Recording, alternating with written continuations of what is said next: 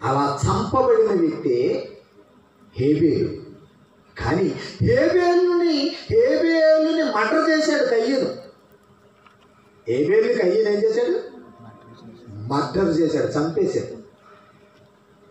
చంపిన వాడు మర్డర్ అయ్యాడు, దేశదిమ్మర్ అయ్యాడు.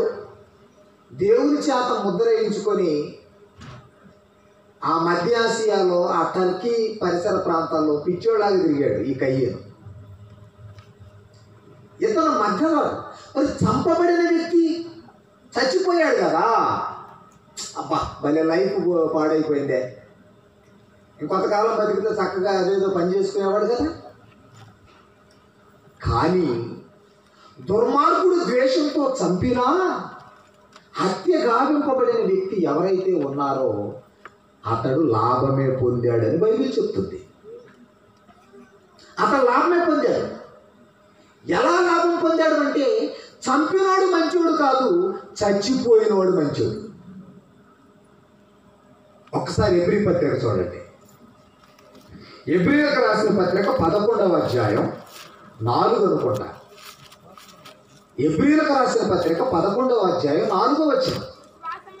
విశ్వాసమును బట్టి హేబేలు కయ్యను కంటే శ్రేష్టమైన బలి దేవుడికి ఇచ్చాడు. అంటే బ్రతుకున్నప్పుడు, అంటే తను హత్య గావించబడక మునుపు బ్రతుకున్నాడు. బ్రతుకున్నప్పుడు హేబేలు స్థితి ఏంటట? చావబోయే పాటికి, అంటే కయ్యను చేత చంపబడబోయే పాటికి హేబేలు ఎలా ఉన్నాడు అనేది ఇక్కడ చెప్తున్నాడు. అప్పటికి శ్రేష్టమైన బలి దేవునికి అర్పిస్తున్నాడంటే దేవునికి గొప్ప అర్పణలు ఇచ్చేటువంటి ఒక భక్తుడుగా ఉన్నాడు చచ్చిపోయే రోజు నాటికి. అంటే భక్తుడుగా ఉండి చచ్చిపోయాడు. తర్వాత మాట,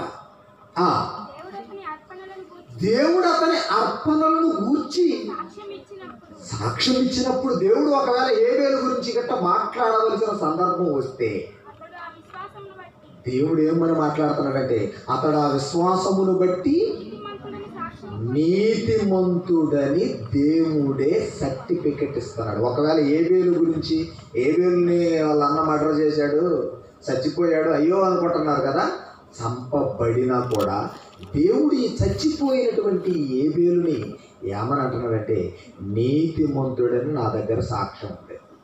ఎవరి దగ్గర సాక్ష్యం? దేవుడి దగ్గర.